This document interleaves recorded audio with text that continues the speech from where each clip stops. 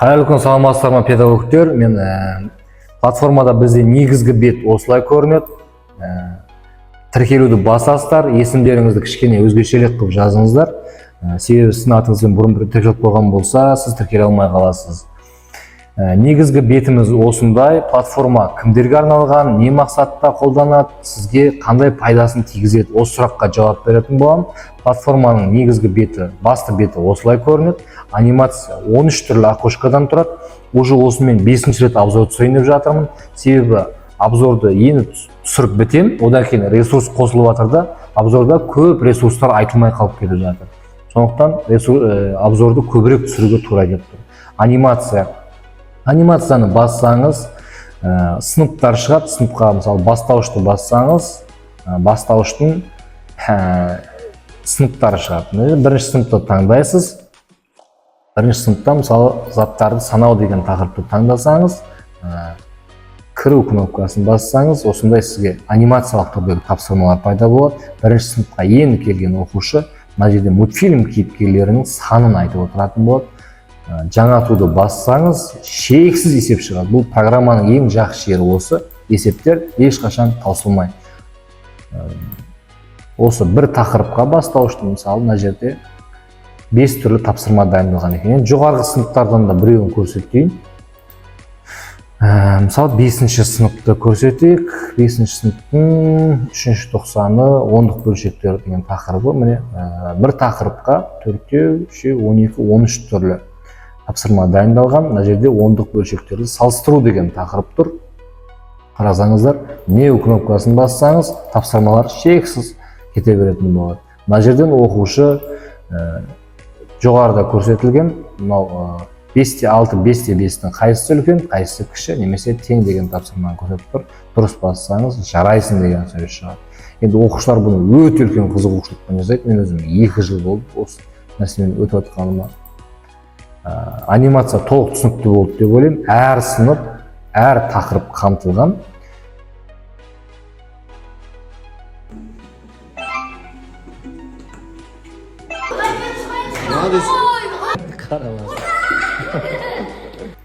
Кеттік ары қарай. қымыжы мысалы 5-ші сынып. Мынау бәрімізге таныс нәрсе.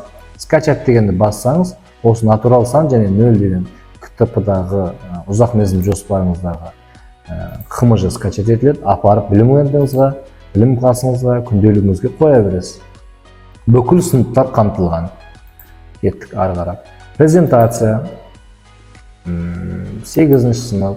Міне презентациямыз дайын тұр. Барлығы. Бастауышты көрейік.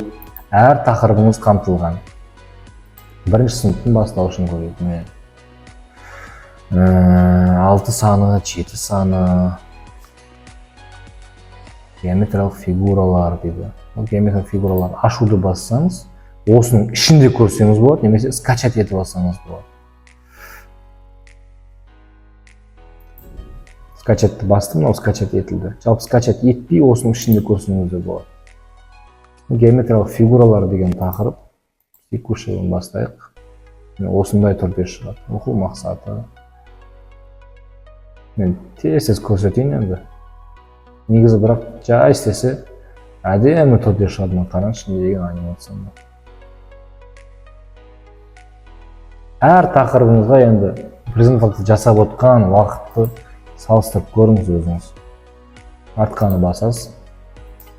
В целом ясно деп ойлаймын, әр тақырыбыңызға тақырыптық презентациялар жасалған. Және өтірік жасалмаған, кәдімгідей оқу мақсаттарына сәйкес жасалған. Квиз ойындары, 500-ге жоқ квиз ойыны бар. Сыныптармен реттелген бұларда. Ішінен ашасыз да, немесе басқа бірін көрсетейін. Немесе мынандай бір 10-11 тригонометрия формулалары деген. 10-11-ші сыныпқа.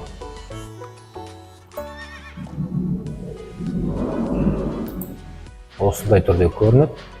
Біздің пойызымыз кетіп бара жатыр. Синус 3-тен түбір асты 2 деген санға қай тригонометриялық функция осы санға тең деп сұрап жатыр ғой. Осыны дәл тапсаңыз және қате бассаңыз соответственно сәйкесінше нәрселер шығып отырады.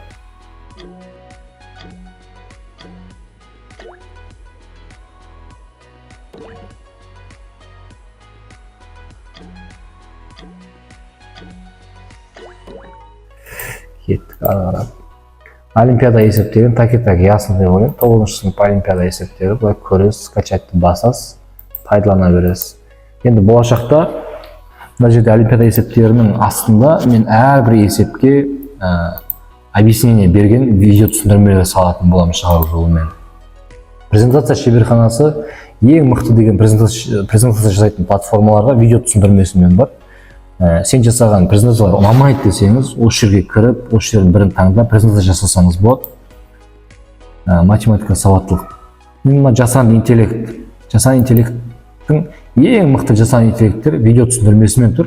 Видео түсіндірмесін бассаңыз, мысалға, мына жерден видео шығады, мен видео түсіндіріп қойғанмын мына жерде. Ол жасанды интеллект нені басу керек, нені ашу керек. И қазір жасанды интеллекттің ішінде 7-8 видео тұр. Скорее всего, сіз бұл обзорды көріп жатқан кезде олардың саны одан көбірек болады.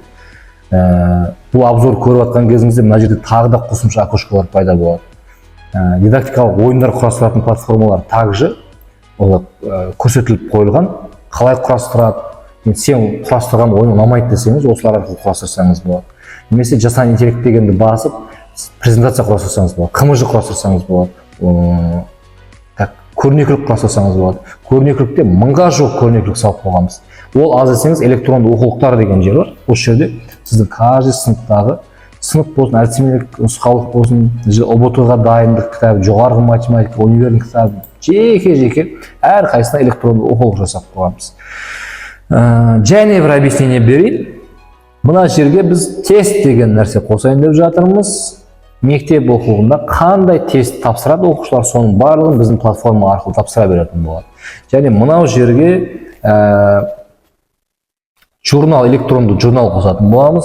Оқушыңызға баға қоясыз.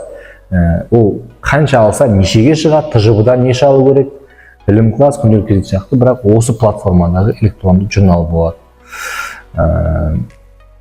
Жалпы осы, мен жатсам, тұрсам тегі осыны ойланам, не қоссам екен, не алсам екен. Соңғы айда байқасаңыздар, күнде таңертең мынандай ресурс салдым деп айтып отырам. Перспективасын көріп тұрсыздар. Дәл қазір осы видеоны толық қарағаным үшін сізге 10% скидка жасап берем. Доступ алуға стоит деп ойлаймын. Каждый мұғалімде болу керек. Мен бұндай платформа еш жерден көрген жоқпын. Жалпы осы тіркеліп, лайк басып кетіңіз, ютубтағы басқа видеоларды қарасаңыз болады. Қазір мен сізді WhatsApp-та күтіп, доступ туралы толық ақпарат берем.